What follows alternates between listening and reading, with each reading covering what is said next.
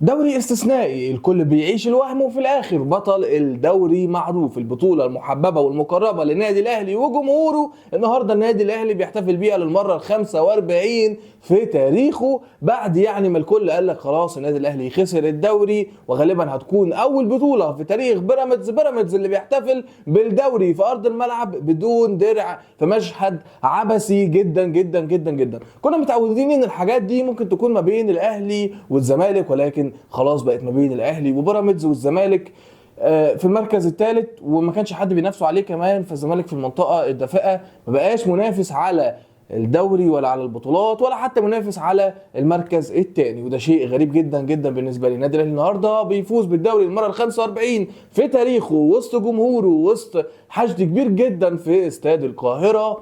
النادي الاهلي النهارده بيفوز فوز عريق كبير على فاركو بسداسيه واحتفاليه وكرنفال يختم بيه النادي الاهلي الموسم اللي خلينا نقول ان كولر ضيع علينا الكتير والكتير والكتير خلال الموسم ده. كولر على الرغم من اللي عمله مع النادي الاهلي، لانه ضيع مننا بطولات كتير في الموسم ده، وبرضه ضيع بطولات في المواسم اللي كان موجود فيها بس ما كناش بنحس بيها عشان كنا بناخد افريقيا، كنا بناخد الدوري وهكذا. لكن النهارده فزنا نتيجه كبيره، نتيجه عريضه، اداء، لعيبه بتسجل، لعيبه بتحتفل، روح عاليه، حاجات حلوه، مشاعر جميله. كل ده ليه؟ عشان معانا لعيبه جامده، عشان معانا مدرب جامد، علشان فاركو مثلا ضعيف، علشان مثلا فاركو ما كانش في حالته؟ لا يا سيدي، كل ده النهارده بفضل بعد ربنا طبعا سبحانه وتعالى، بفضل جمهور النادي الاهلي. الجمهور اللي كان بيهتف، الجمهور اللي كان بيشجع. اول مره من زمان جدا جدا جدا اشوف جمهور النادي الاهلي بالحماس ده، اسمع صوت لجمهور النادي الاهلي بالشكل ده، احس فعلا ان في جمهور النادي الاهلي في المدرجات. وده السبب الفوز الكبير النهارده، ده السبب انك تكتب الدوري بمنتهى البساطه، وان انت تشوف النهارده المشاعر الجميله ما بين اللعيبه وبعضها. وسام بيسجل سوبر هاتريك، حسين شحات بينزل بيسجل، علي معلول بقى الاسطوره العالميه اللي يا رب يا رب ما يكونش النهارده اللقطات اللي احنا شفناها دي هي لقطات الوداع. علي معلول يستحق ان هو يعتزل جوه النادي الاهلي، صدقوني علي معلول ما يستحقش ان هو يخرج ويلبس اي تي شيرت تاني في مسيرته. خلاص ما ينفعش، علي معلول لازم يعتزل جوه النادي الاهلي. كلمني عن حسين الشحات وجمال حسين الشحات، الجول فاضي. حسين دخل، لو دخل بالكره الجول ما حدش يقول له انت بتعمل ايه، خلاص الجول فاضي، وهو اساسا على الدكه وعايز يثبت نفسه وعايز يقول انا هنا، فيسجل جول كمان يبقى سجل هدفين. لا، يضحي بكل ده ويدي الكوره مقشره لامام عاشور عشان يبقى هداف الدوري. مشاعر جميله.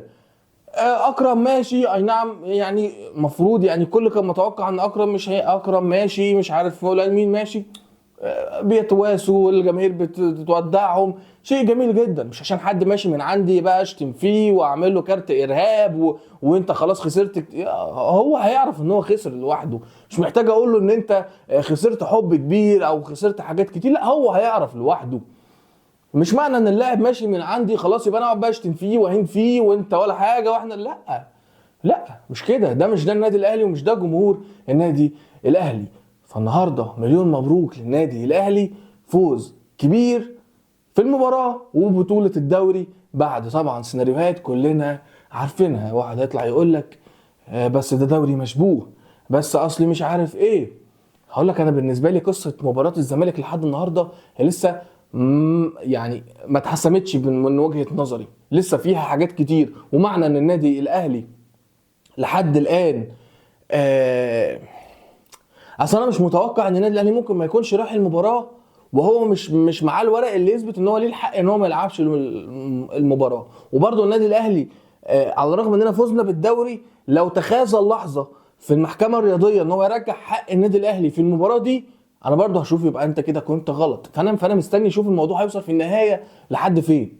لان انت لو كنت انسحبت من المباراه وما رحتش المباراه وانت معكش اي حاجه تثبت ان المباراه اتاجلت او ان في يا جماعه حكام جايين فاحنا ناجل، يبقى هنا كلام كتير. عموما احنا النهارده مش جايين نتكلم عن القصه دي، جايين نقول مبروك لجمهور النادي الاهلي. طبعا مش هنتكلم عن فنيات، كابتن عماد النحاس خلاص قدم الدور المطلوب منه، سواء بقى قدمه بشكل وحش او باداء مش كويس او اداء كويس مش هتفرق، المهم ان هو قدم المطلوب منه، والمدرب الجديد ان شاء الله هيتعلن عنه في مؤتمر صحفي بكره. فبالتالي شكرا كابتن عماد النحاس، اديت المطلوب منك على اكمل وجه، مش مهم الاداء، خلاص انت قدمت المطلوب.